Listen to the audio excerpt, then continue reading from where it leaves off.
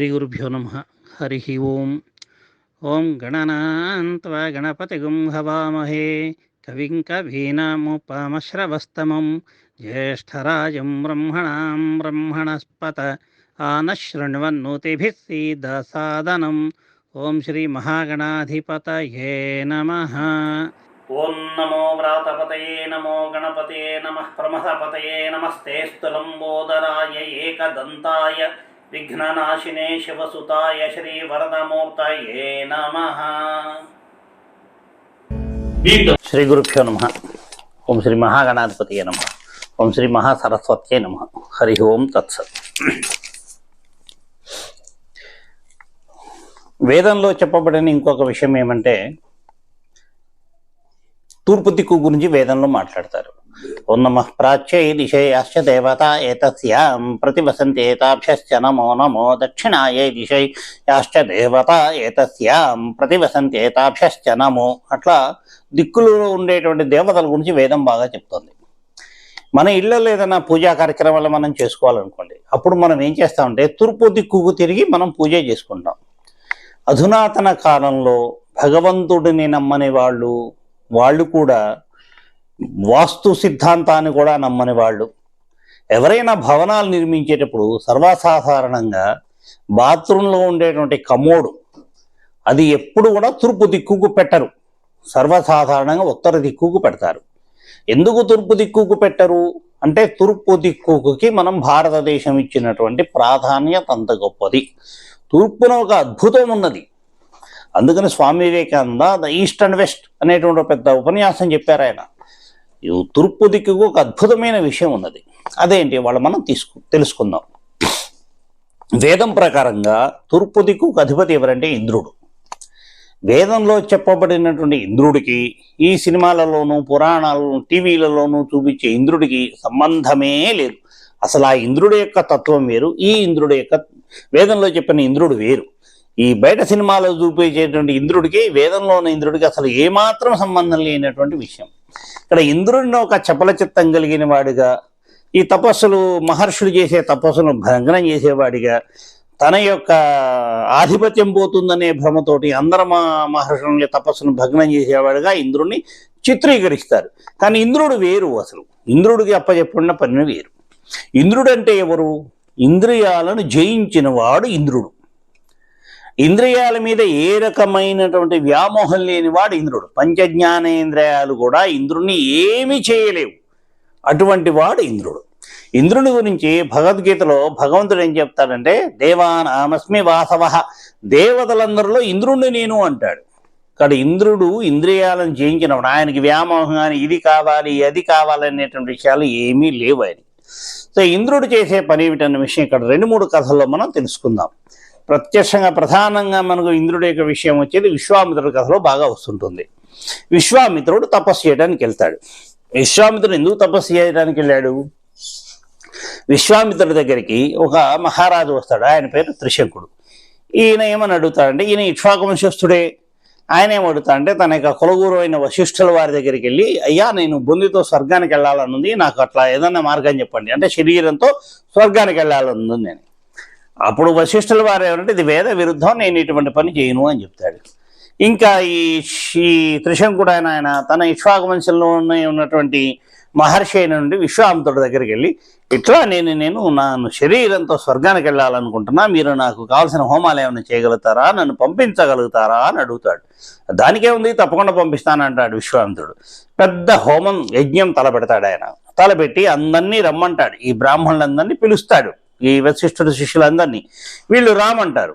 ఎందుకంటే హోమం చేయించే అర్హత కేవలం బ్రాహ్మణుడికి మాత్రమే ఉంది వేదంలో. కాబట్టి మేము రాము, మీరు చేయించేటువంటి హోమానికి మేము రాము అని చెప్పి వాళ్ళు రారు.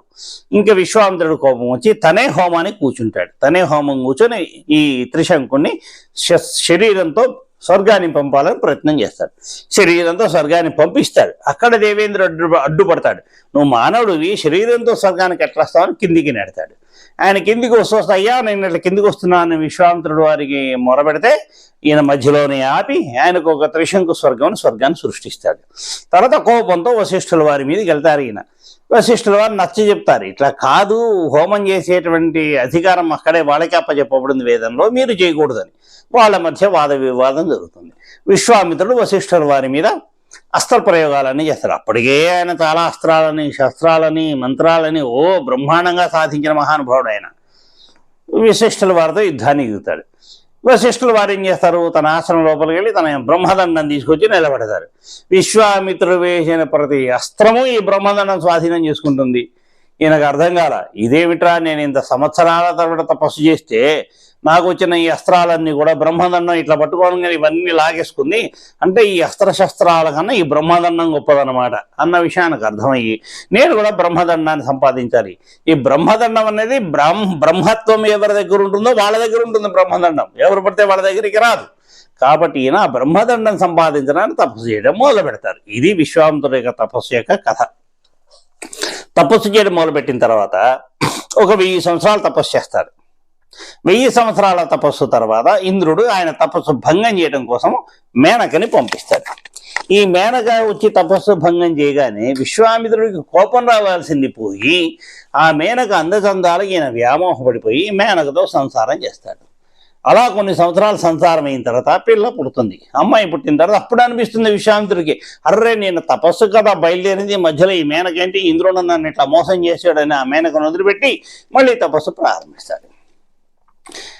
విశ్వామిత్రుడిలో ఉన్నటువంటి ఏమైంది, ఇప్పుడు కామం అనేటువంటి ఒక విషయం ఆ మేనక ద్వారా ఉపసంహరింపబడింది.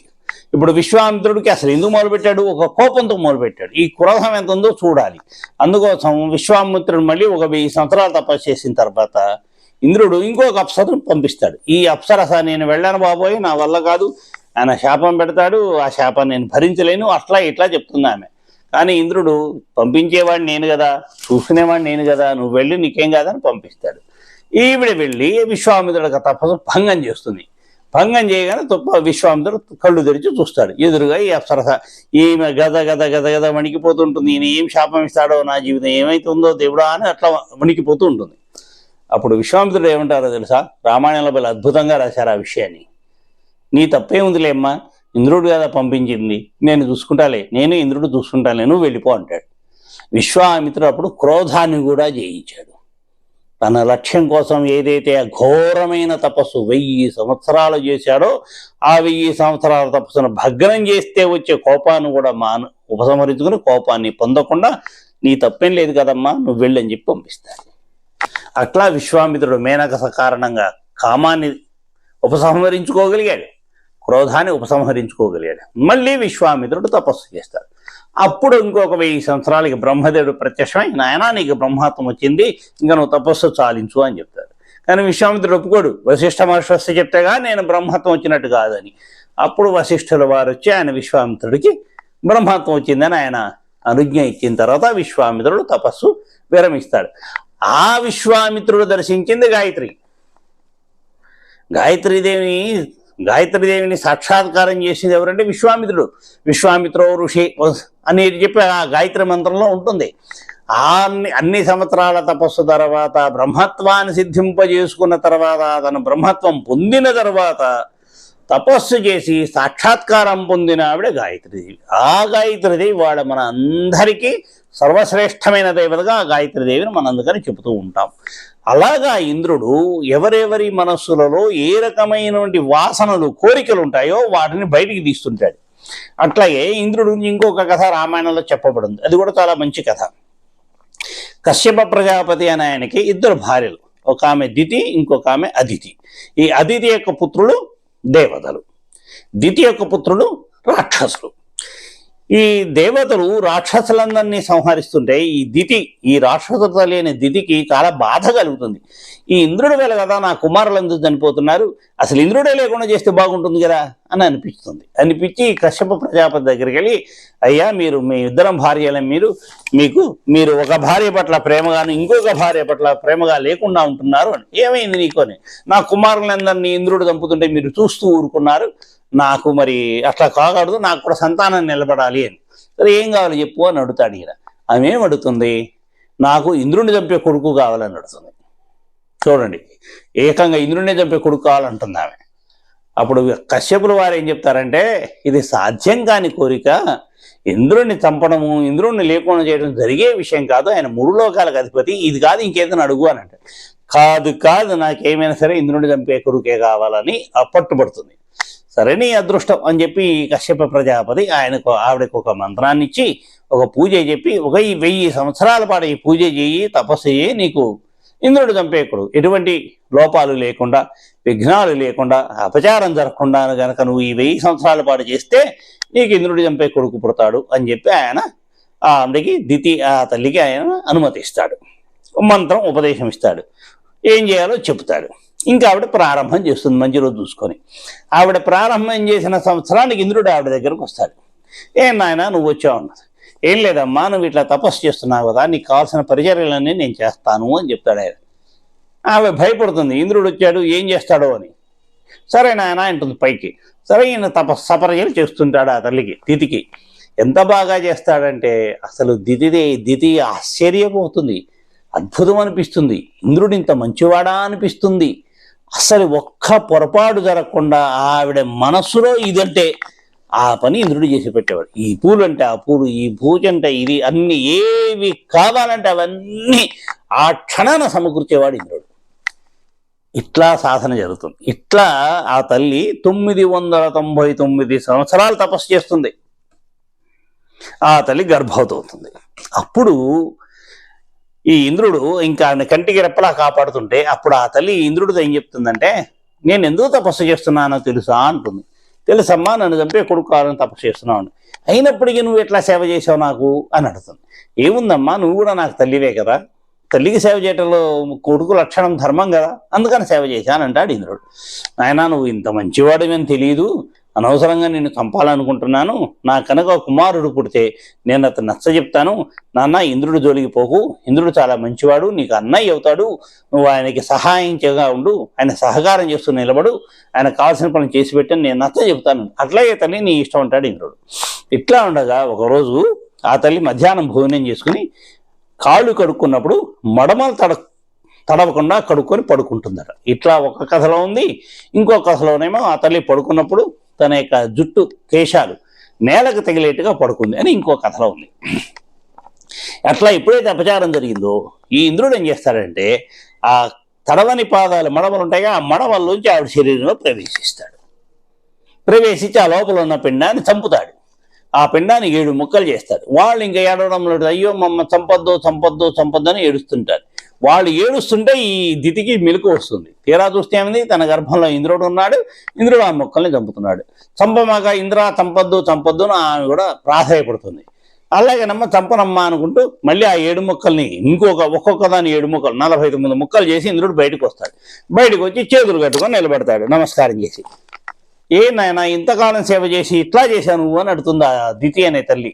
అడిగితే అమ్మా నా తప్పే ఉంది ఇంట్లో, నువ్వు అపచారం చేశావు, అపచారం చేసిన వాళ్ళకి కావలసిన పని చేయడం మీద, వాళ్ళ శిక్ష వేయడం మీద నా పని కాకుండా నేను ఇంకొక వేరే ఏ పని చేయలేదు కదా తల్లి అంటాడు.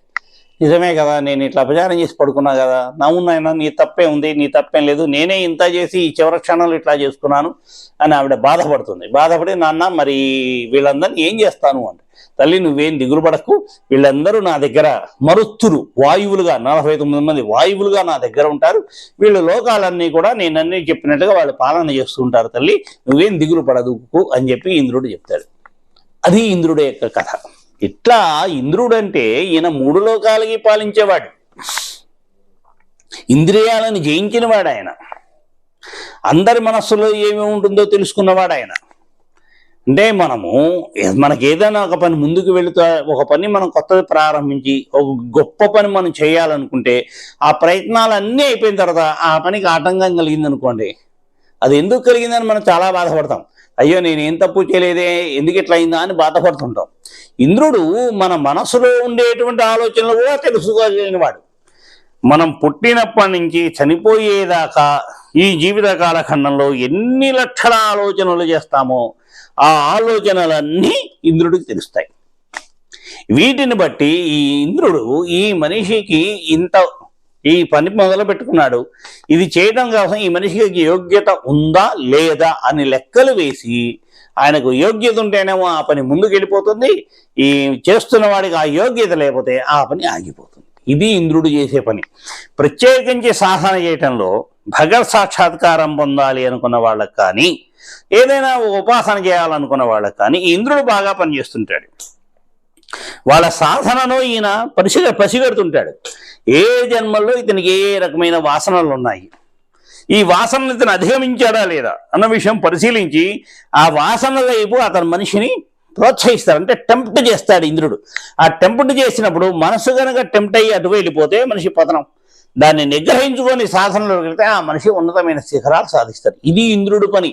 ఇట్లా ఈ సృష్టిలో ఉన్న కోటాను కోట్ల జీవరాశులన్నిటి యొక్క మనసులో ప్రతి శకనులో జరిగే ఆలోచనలన్నింటినీ కూడా పసిగట్టి పరిగణనలు తీసుకొని లెక్కలు వేసి వాళ్ళు చేసే ప్రతి పనికి కావలసిన సహాయ సహకారాలు కానీ ఆపడానికి కానీ కావలసిన ప్రతి విషయాన్ని పరిశీలించేవాడు ఇంద్రుడు. ఈయన తూర్పు దిక్కు దేవత. అట్లాంటిది ఇంద్రుడికి ఆహలి మీద మోహం పుట్టిందనో, ఈయన తపస్సు భగ్నం చేయడం ఈయన పనో, ఈయన ఆధిపత్యం పోతుందనో, ఇటువంటివన్నీ కూడా పిచ్చి పిచ్చి మాటలు. ఇంద్రుడు దేవానామస్మి వాతవ, విష్ణుమూర్తి యొక్క మరొక స్వరూపం ఇంద్రుడు అన్నమాట. అటువంటి ఇంద్రుడు ఈయన ఈ తూర్పు దిక్కుకు అధిపతి కనుక మనం ఏ పూజలు చేసినా మనం తూర్పు దిక్కుకు తిరిగి పూజలు ప్రారంభిస్తాం. ఇది తూర్పు దిక్కు యొక్క గొప్పతనము.